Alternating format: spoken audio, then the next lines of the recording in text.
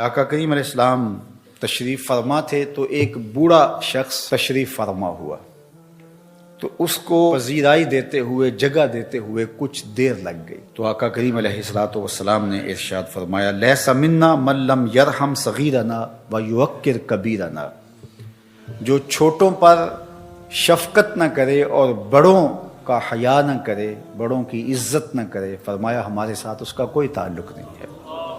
ذی شیبہ فی الاسلام، اسلام میں جو بوڑھا ہو جائے اس کی عزت ہے۔ سفید بالوں کا رب رب ہو کے بھی حیا کرتا ہے۔ امام ابو نعیم الاصفہانی نے حلیہ میں لکھا، کوئی مسلمان جب 70 سال کی عمر میں انتقال کرتا ہے، اللہ اس کے بڑھاپے کا حیا کرتے ہوئے بغیر حساب کے جنت عطا کر دیتا ہے، اور اگر کوئی 80 سال کی عمر میں انتقال کرتا ہے، اللہ اس کے بڑھاپے کا حیا کرتے ہوئے قیامت کے دن اس کو حق شفاعت عطا کرے گا کہ اپنے خاندان کے لوگوں کی سفارش کر کے ان کو بھی جنت میں لے جائے۔ تو پھر بوڑھوں سے تعلق رکھنے چاہیے نا، کہ کام آئیں گے، تعلق آخرت میں تعلق کام آئیں گے۔ تو کہا جو چھوٹوں سے شفقت نہیں کرتا، بڑوں کا حیا نہیں کرتا، فرمایا میرے دین میں اس کی کوئی گنجائش نہیں ہے۔ اللہ اکبر۔ صوفیہ فرماتے ہیں بڑوں کی عزت کرو، اس کی نیکیاں تم سے زیادہ ہیں، چھوٹوں کا حیا کرو، چھوٹوں پر شفقت کرو، ان کے گناہ تم سے کم ہیں۔ یوں سوچنے لگو کہ اس کی نیکیاں زیادہ ہیں، اس کے گناہ کم ہیں۔ تو ہمارا دین کتنا ستھرا دین ہے، کتنا پاکیزہ دین ہے، اور اگر اس دین کے مطابق ہم چلنا شروع کر دیں تو کتنی سال معاشرت تشکیل پائے گی۔ کوئی ایک دوسرے کے لیے ضرر کا باعث ہوگا، ایک دوسرے کے لیے تکلیف کا باعث ہوگا۔ آج تو ہم بھائی بھائی کا گلا کاٹنے لگے، آج تو یہ جہنم زار بن گیا معاشرہ۔ لیکن میرے اور آپ کے آقا و مولا نے تو یہاں تک کہا کہ جو کسی دوسرے مومن بھائی کے لیے اسلحہ تان لے، فائر نہ کرے، گولی نہ مارے، اس کو ڈنڈا نہ مارے، صرف اسلحہ تان لے، آقا کریم نے فرمایا وہ بھی ہمارے سے نہیں ہے۔ مسلمان پر اسلحہ تانا بھی کیوں جائے، اس کی طرف خنجر سیدھا بھی کیوں کیا جائے؟ مسلمان کی توقیر ہے، یہ بھی اس کی توہین ہے کہ اس کی طرف خنجر تانا جائے۔ اور ہم لوگوں کے ساتھ کیا کر رہے ہوتے ہیں؟ تو آئیے آقا کے بتائے ہوئے دین کے مطابق اپنی راہوں کو مڑو۔ جب کوئی شخص فوت ہو جائے تو صدمہ تو ہوتا ہے، اس کا تو انکار نہیں ہے، لیکن کچھ لوگ اس طرح سے بین کر رہے ہوتے ہیں، اس طرح سے چیخ و پکار کر رہے ہوتے ہیں کہ ان کی زبان پر ناشکری کے کلمات کیا کفریہ کلمات ہوتے ہیں۔ جوان میت ہو گئی تو خاتون بین کر رہی ہے، ربا تینوں ترس نہ آیا، ربا اس کے چھوٹے چھوٹے بچے تھے تجھے رحم نہ آیا، تو کیا خدا بے رحم ہے؟ آقا کریم علیہ السلام نے ارشاد فرمایا، ذرا سنیے، لیس منا من لطم الخدود وشق الجیوب ودعا بدعوی الجاہلیہ، یا لیس منا من ضرب الخدود وشق الجیوب ودعا بدعوی الجاہلیہ، مختلف کلمات سے یہ حدیث ہے۔ جس نے منہ پر تماچے مارے، گریبان پھاڑا اور جاہلوں جیسی باتیں کی، فرمایا ہمارے ساتھ اس کا کوئی تعلق نہیں ہے۔ صدمہ تو ہوتا ہے، لیکن صدمے میں یوں بے قابو ہو جانا کہ سینہ کو بھی کرنے لگ جاؤ، گریبان نوچو، بال نوچو، تو یہ کسی بھی سنجیدہ اور متین شخص کا طریق نہیں ہوتا۔ اور اسلام سنجیدگی کا درس دیتا ہے، متانت کا سبق پڑھاتا ہے اسلام۔ غم کے اظہار کے 4 طریقے، دل غم زدہ ہو، آنکھیں اشک بہائیں، زبان سے کچھ کہا جائے اور ہاتھوں سے سر پیٹا جائے، چہرے پہ تماچے مارے جائیں، گریبان نوچا جائے، سینہ کو بھی کی جائے۔ دل کا غم، آنکھوں کا غم، یہ رحمان کی طرف سے ہے۔ زبان کا غم اور ہاتھوں کا غم یہ شیطان کی طرف سے ہے۔ تو دل غم زدہ ہو، آنکھیں اشک بہائیں، شریعت منع نہیں کرتی۔ حضور علیہ السلام کے فرزند حضرت ابراہیم کا جب انتقال ہوا تو آپ کو جب بتایا گیا تو تشریف لائے اور بیٹے کے سرہانے پہ کھڑے ہوئے۔ وَأَيْنَ رَسُولِ اللَّهِ تَذْرِفَانِ صلی اللہ علیہ وآلہ وسلم، حضور کی مبارک آنکھوں سے مسلسل آنسو بہ رہے تھے، اور آقا کریم علیہ السلام نے ارشاد فرمایا ابراہیم دل غم زدہ ہے، آنکھیں رو رہی ہیں، لیکن زبان سے وہی کہوں گا جس سے میرا رب راضی ہوگا۔ تو دل کا غم، آنکھوں کا غم یہ رحمان کی طرف سے ہے۔ زبان سے واویلا، شور و غل، اور ہاتھوں سے کام لینا اور تماچے مارنا، گریبان نوچنا، بال نوچنا، یہ شیطان کی طرف سے۔ حضرت ابو موسیٰ رضی اللہ تعالی عنہ جب بیمار ہوئے تو آخری لمحات تھے ان کے، تو ان کی زوجہ محترمہ ان کو سنبھالے ہوئے تھی، حتیٰ کہ حضرت ابو موسیٰ کا سر ان کی بیوی کی آغوش میں تھا، گود میں تھا۔ تو جب شوہر ہاتھوں سے نکلتا جا رہا تھا اور نبض کمزور پڑنے لگی تو حضرت ابو موسیٰ کی بیوی نے چیخ ماری، تو حضرت ابو موسیٰ نے اس حالت میں ہی اپنی بیوی کی طرف غور سے دیکھا اور کہا، تو نے وہ سنا نہیں جو میرے حضور نے فرمایا تھا؟ تو وہ فوراً خاموش ہو گئی اور بالکل ان کی وہ کیفیت جو تھی وہ سنبھل گئی۔ تو ہمارے دین نے ہمیں تلقین کی کہ جب صدمہ آئے، جب تکلیف آئے، جب اذیت پہنچے تو متانت کے ساتھ اس وقت بھی رہا جائے۔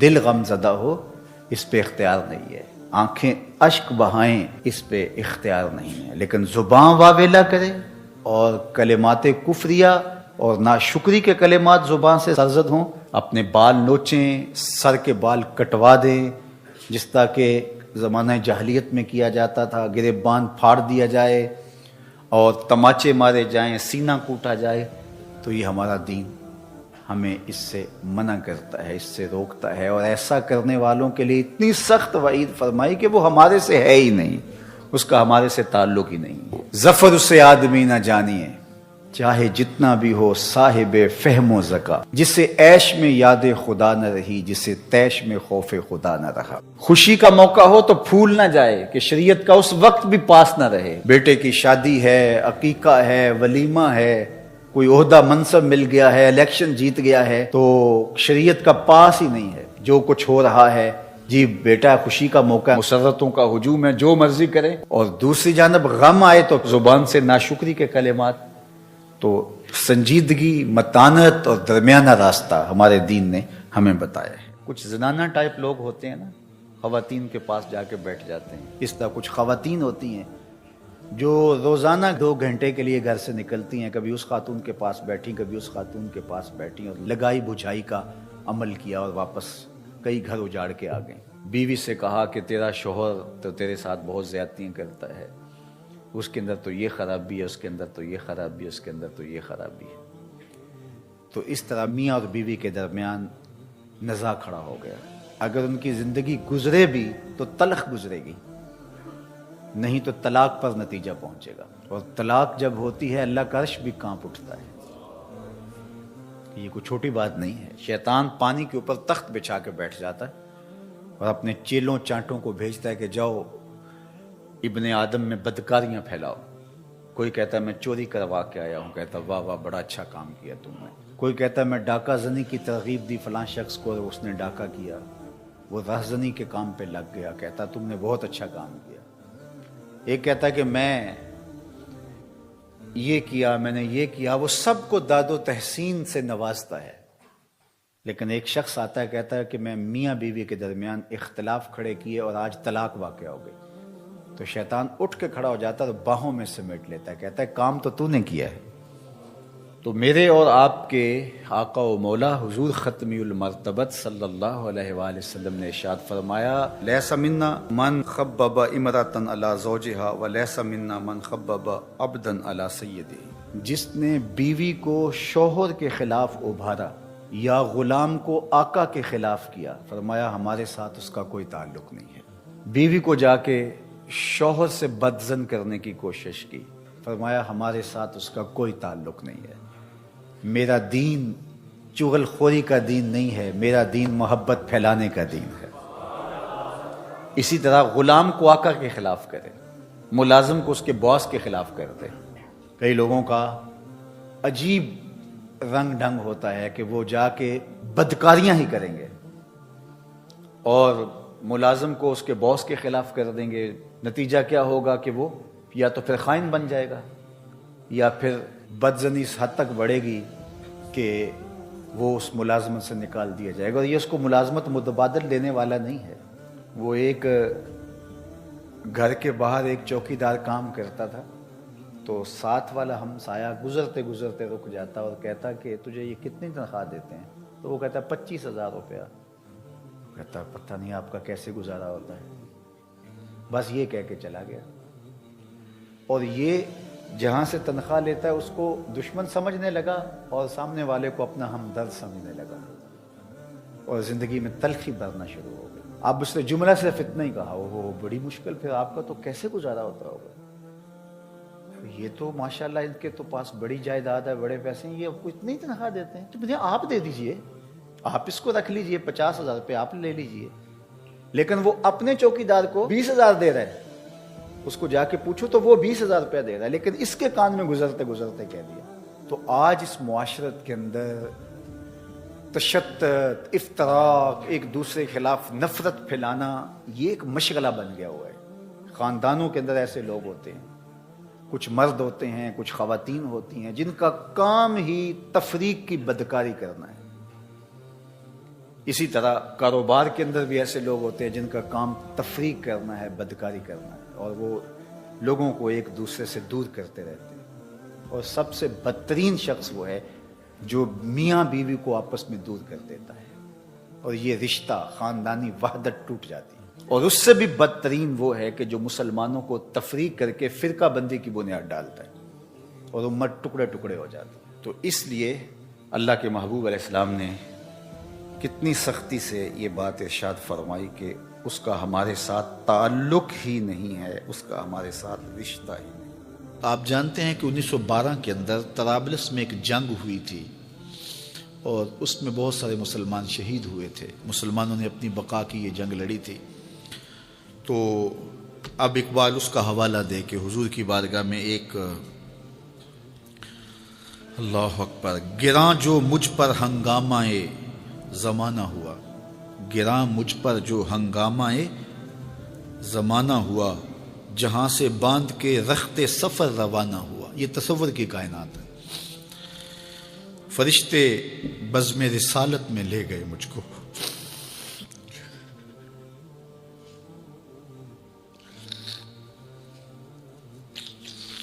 وہ کہتے ہیں کہ میں تصور ہی میں جب اس دنیا کے ہنگاموں سے اکتا گیا تو میں نے رخت سفر باندھ لیا. اب شام و سحر کے سفر میں میرے پاس سواری کوئی نہیں ہے, اور جاؤں تو کدھر جاؤں, لیکن دنیا سے اکتا کے سامان سفر باندھ کے اپنے دل اور روح, اعلی حضرت نے کہا تھا نا, جان و دل ہوش و خرد سب تو مدینے پہنچے, تم نہیں چلتے رضا سارا تو سامان گیا. تو اقبال نے بھی سارا سامان باندھ لیا, تو پھر سواری کیا آئی؟ فرشتے بزم رسالت میں لے گئے مجھ کو. یہ تصور کی دنیا ہے, اور اقبال کا ایک اپنا جہان تھا. حضور آیا رحمت میں لے گئے مجھ کو, کہا حضور نے اے اندلیب باغ حجاز,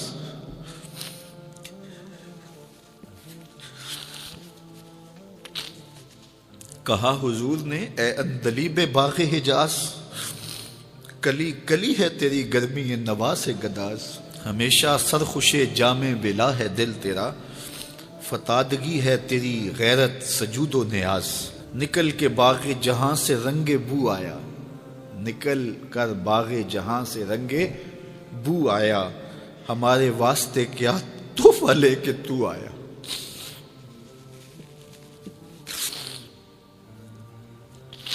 کہتے ہیں کہ حضور نے مجھے کہا کہ باغ حجاز کے بلبل تیری نوا سے کلی کلی پگھل رہی ہے, تو ایسے باغ سے نکل آیا جس طرح پھول سے خوشبو نکل کے آتی ہے, تو بتا میرے لیے تو تحفہ کیا لے کر آئے. اب اقبال کا جواب سنیے. حضور دہر میں آسودگی نہیں ملتی, حضور دہر میں آسودگی نہیں ملتی, تلاش جس کی ہے وہ زندگی نہیں ملتی. ہزاروں لالا و گل ہیں ریاض ہستی میں, وفا کی جس میں بو ہو وہ کلی نہیں ملتی. مگر میں نظر کو ایک آبگینہ لایا ہوں. یہ 1912 کی بات ہے جب طرابلس کی جنگ لگی تھی. مگر میں نظر کو ایک آبگینہ لایا ہوں, جو چیز اس میں ہے جنت میں بھی نہیں ملتی. جھلکتی ہے تیری امت کی آبرو اس میں, طرابلس کے شہیدوں کا ہے لہو اس میں. اگر اس دور میں اقبال ہوتا اس کا کلیجہ پھٹ جاتا. اللہ اس شخص کی قبر پہ کروڑوں رحمتوں کا نزول کرے اور امت پوری دنیا کے اوپر وحدت نصیب فرمائے. یہ امت علم کی عمل کی راہوں سے گزر کے اپنی منزل کی طرف گامزن ہو اور وحدت کے حقیقی اجالے اس امت کو نصیب ہوں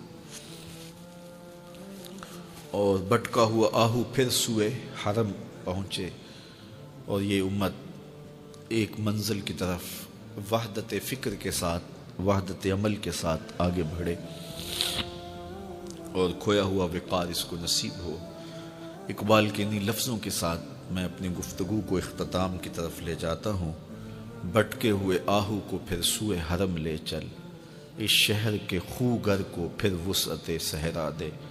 میں بلبل نالا ہوں اس اجڑے گلستاں کا، تاثیر کا سائل ہوں محتاج کو داتا دے.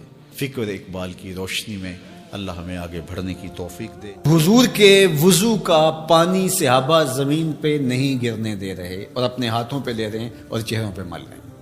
تو آقا کریم نے فرمایا ما حملکم علی ھذا، تمہیں اس بات پر کس چیز نے ابھارا، یہ کیوں کر رہے ہو؟ میں نے تو حکم نہیں دیا، قرآن نے حکم نہیں دیا، اور تم میرے وضو کے پانی کو بھی زمین پہ نہیں گرنے دے رہے، تو یہ کیوں کر رہے ہو؟ تو انہوں نے جواب دیا حب اللہ و رسولہ، یہ اللہ اور اس کے رسول کی محبت کی وجہ سے ہم کر رہے ہیں. حضور نے اس سے منع بھی نہیں کیا، چونکہ اگر یہ شریعت سے متصادم کوئی چیز ہوتی تو نبی کے منصب میں شامل ہے کہ نبی منع کرتے.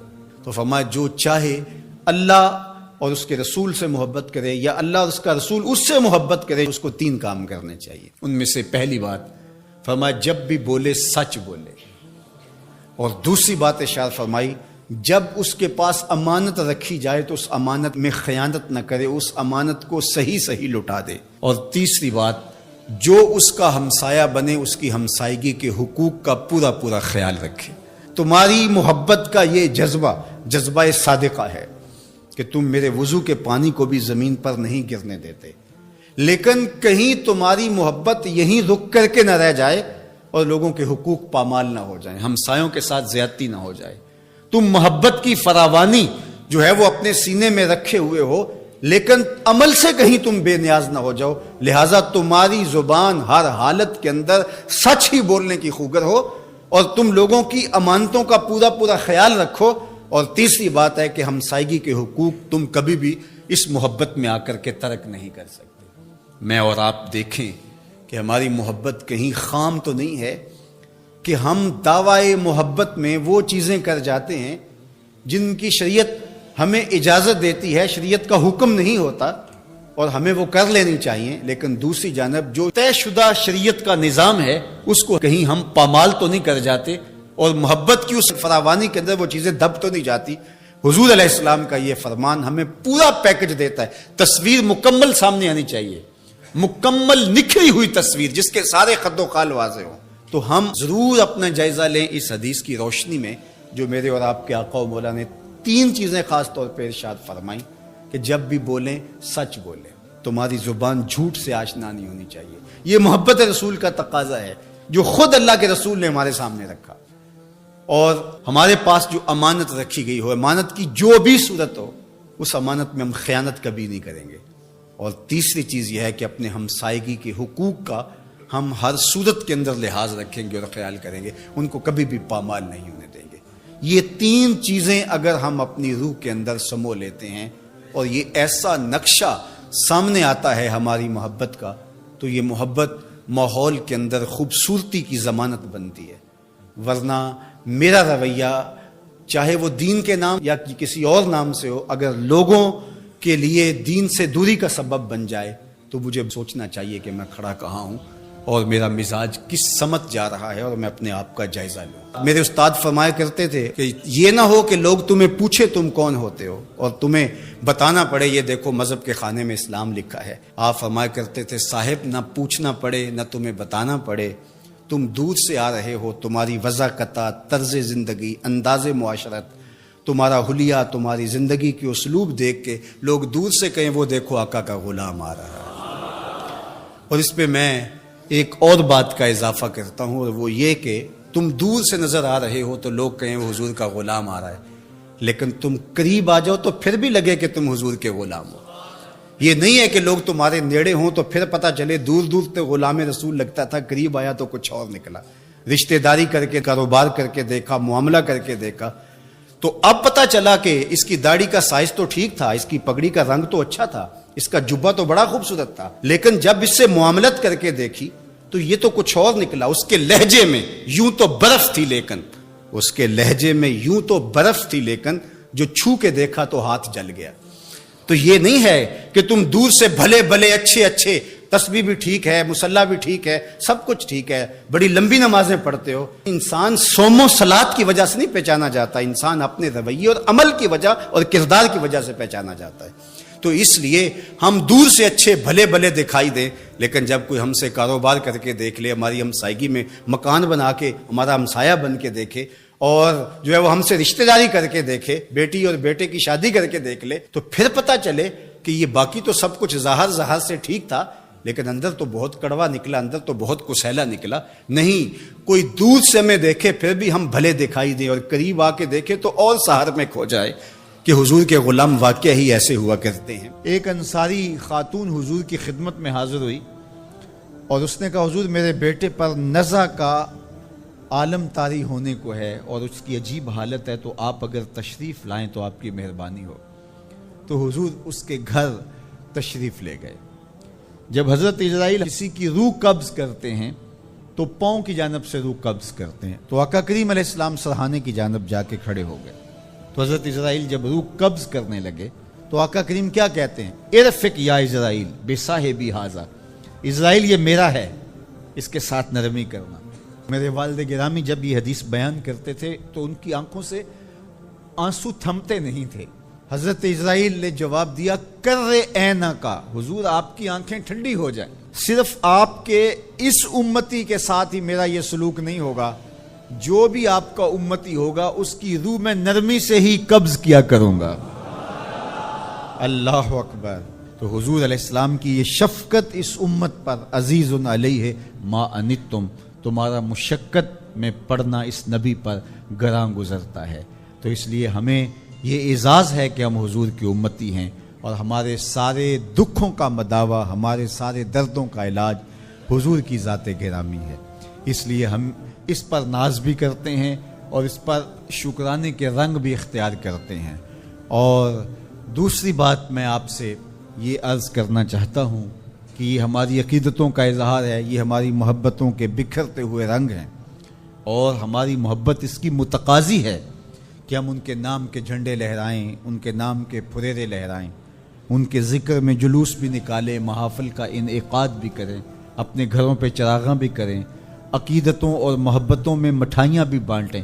لیکن یہ اظہار محبت کا ایک سلیقہ ہے، شکرانے کا ایک طریقہ ہے، اور اس کو ہمیں ادا کرنا چاہیے۔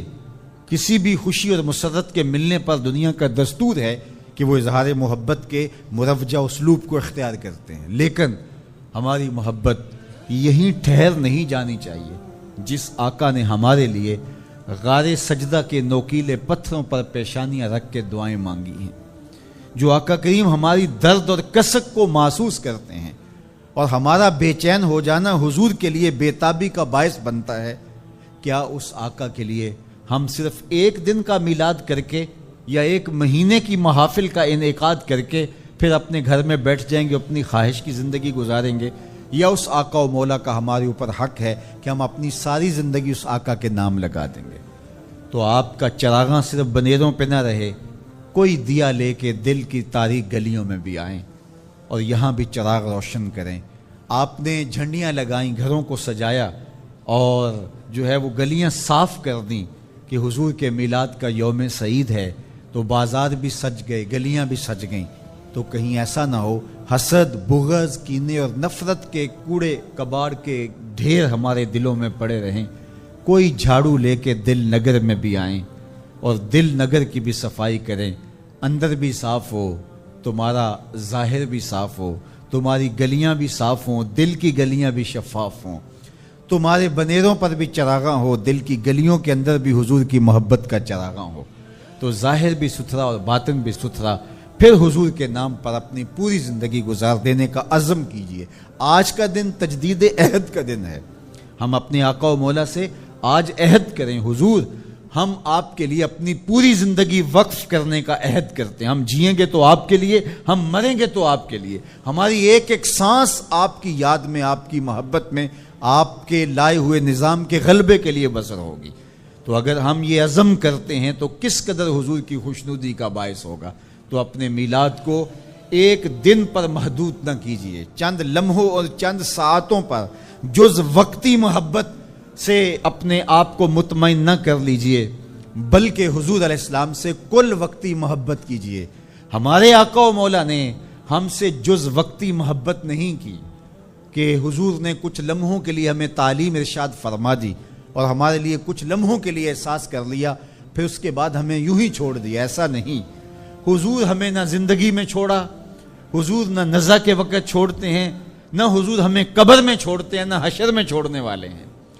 تو پھر ہمیں بھی اپنے آقا کے ساتھ محبت جز وقتی نہیں، حضور علیہ السلام کے ساتھ ہمارا پیار کل وقتی ہونا چاہیے اور لمحہ لمحہ ان کے ساتھ منسوب کر دینا چاہیے، اور ان کے لائے ہوئے نظام حیات کو نہ صرف اپنے اوپر نافذ العمل کرنا ہے، بلکہ اس پیغام کو جو دائرہ کار ہے ہمارا، اس میں اس کو عملی طور پہ نافذ کرنا ہے، اور اس کے بعد ہم آقا کریم علیہ الصلوۃ والسلام کی خوشنودی اور حضور کی محبت کو ایک نئے رنگ کے اندر اپنے وجود اور اپنے دل کے اندر ہم محسوس کر سکتے ہیں۔ تو آئیے آج تجدید عہد کرتے ہیں، وعدہ کریں اپنے آقا و مولا سے کہ حضور باقی زندگی ہماری ماضی کی جو بیت گئی سو بیت گئی، ہم نے درود و سلام کے ماحول میں، ہم نے نعت کے نغمات کے اس ماحول کے اندر آپ کی محبت کو اپنے سینے میں فراواں پایا ہے، اور ہم اس محبت کو جز وقتی محبت نہیں بنانا چاہتے،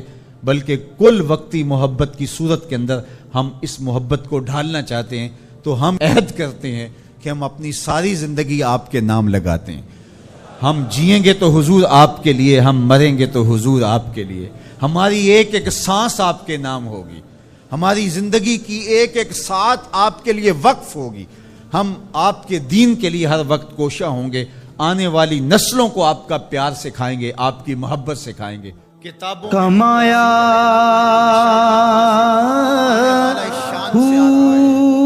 زمانہ منتظر بیٹھا ہے بحیرہ راہب، جس کا نام کچھ اور تھا لیکن بحیرہ کے نام سے نام بھج مسیح تیوڑیا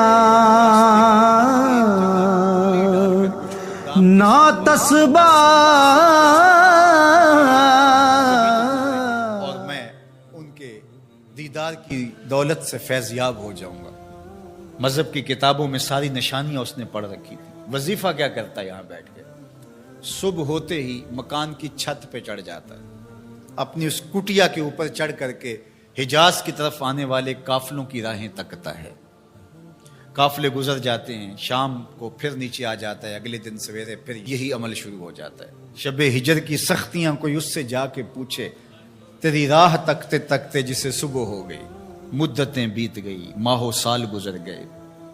ایک دن وہ اپنے مکان کی چھت پہ چڑھا ہی تھا تو ایک قافلہ دکھائی دیا۔ اس نے کیا منظر دیکھا کہ دائیں بائیں کے درخت سجدہ کناں ہیں۔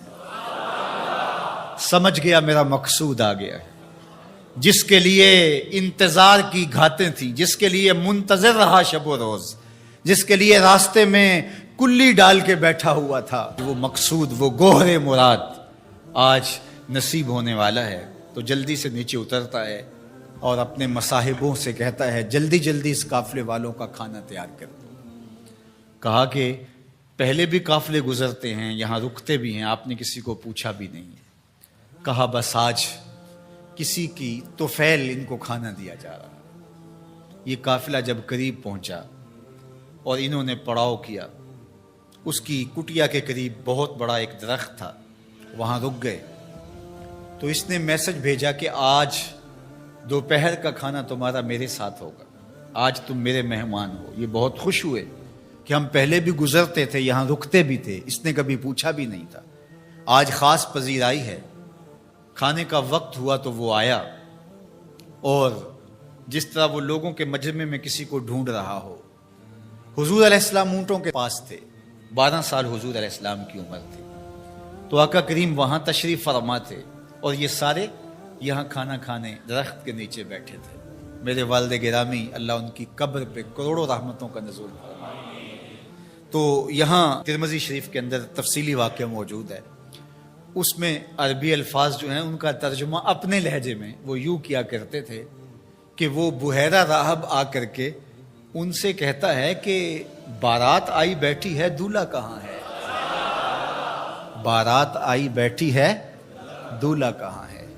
پھر حضور علیہ السلام جب تشریف فرما ہوئے تو اب وہ راہب آیا فَأَخَذَ بِيَدِ رسول اللہ صلی اللہ علیہ وسلم. حضور کی عمر کتنی ہے؟ 12 سال. اور حضور کا اس نے ہاتھ پکڑ لیا. صحیح ترمذی میں روایت ہے. قال اور اس نے کہا ھذا سید العالمین. قافلے والو سن لو یہ تمام جہانوں کا سردار ہے. ھذا رسول رب العالمین. یہ تمام جہانوں کا رسول ہے. یبعثہ اللہ رحمت للعالمین. اور سن لو اللہ اس کو تمام جہانوں کے لیے رحمت بنا کے مبعوث فرمانے والا. اللہ اکبر. تو دھوم مچی ہوئی تھی. حضور کے آنے سے قبل پیغمبر راہیں بتا رہے تھے, نشانیاں بتا رہی تھیں. حضرت موسیٰ علیہ السلام پر جب الواح تورات کا نزول ہوا تو انہوں نے جب تورات پڑھی تو اللہ کی بارگاہ میں عرض گزار ہوئے اللہم انی اجد فی الالواح امتا هم المستجیبون المستجاب لهم فاجعلهم امتی قال تلک امت احمد. کہا مالک میں نے الواح تورات میں ایک امت کا تذکرہ پڑھا ہے جن کی دعائیں تو قبول فرمائے گا, جن کی دعائیں رد نہیں ہوں گی, وہ امت میری امت کر دے. کالا تل کا امت احمد صلی اللہ علیہ وسلم. فرمایا کہ یہ تو میرے پیارے احمد کی امت ہے. آپ کا ذکر تورات میں ہے. مثلہم فی التوراۃ و مثلہم فی الانجیل. اللہ قرآن مجید میں ارشاد فرماتا ہے کہ حضور کے ساتھیوں کا ذکر, ان کی مثالیں اللہ نے تورات میں بھی بیان کی ہیں اور انجیل میں بھی بیان کی ہیں. اللہ اکبر. اب تورات کی کہانی سنیے. 9 سوال تھے مسلسل. اللہ اس میں یہ شان ہے, اس امت کو یہ مرتبہ دیا گیا, یہ شان دی گئی, وہ امت میری امت کر دے. جواب کیا آتا رہا؟ تل کا امت احمد. یہ تو میرے نبی محمد صلی اللہ علیہ وسلم کی امت. تو جب 9 مرتبہ یہ سوال کر چکے تو پھر حضرت موسیٰ نے کیا عرض کی؟ اللہم اجعلنی من امت احمد. اللہ وہ امت میری امت نہیں بناتا, مجھے اس کی امت سے کر دے. چون بشانش نگاہ موسیٰ کرد شدن از امتش تمنا کرد. جب حضرت موسیٰ نے ان کی شانیں دیکھی تو خود آرزو کی مالک مجھے اس نبی کی امت سے کر دے. پیغمبروں نے آرزویں کی, 12 نبیوں کی آرزویں مختلف کتب میں موجود ہیں جنہوں نے یہ تمنا, یہ آرزو کی. یار ہم نے کوئی آرزو تو نہیں کی تھی, ہم نے کوئی منتیں تو نہیں مانی تھی, ہم نے کوئی وظیفے تو نہیں پڑھے تھے, ہم کوئی دعائیں تو نہیں کرتے رہے کہ یا اللہ اس نبی کی امت سے کر دے. ہماری آنکھ کھلی, مقدر جاگا. ہمارے والد صاحب مسجد سے مولانا کو بلا لائے, اس نے کان میں آ کے کہا مبارک ہو تو حضور کا غلام بن کے آ رہا ہے. شاہوں سے ملا ہے نہ تونگر سے ملا ہے, اللہ کا عرفان اسی در سے ملا ہے. اوروں کو ملا ہے تو مقدر سے ملا ہے, مجھ کو تو مقدر بھی تیرے در سے ملا ہے. یہ میرے اور آپ کے بخت کے ہم حضور کی امتی.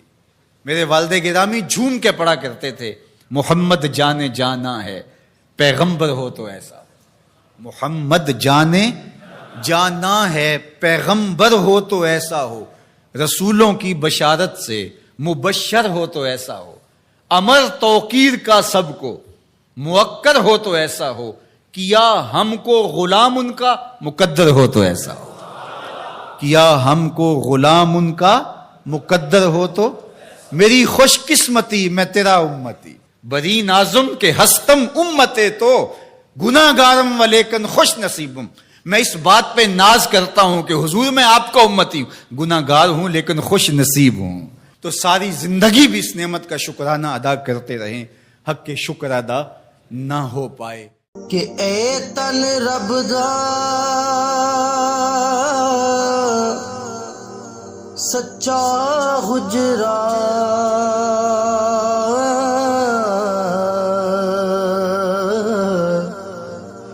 تے کھڑیا بار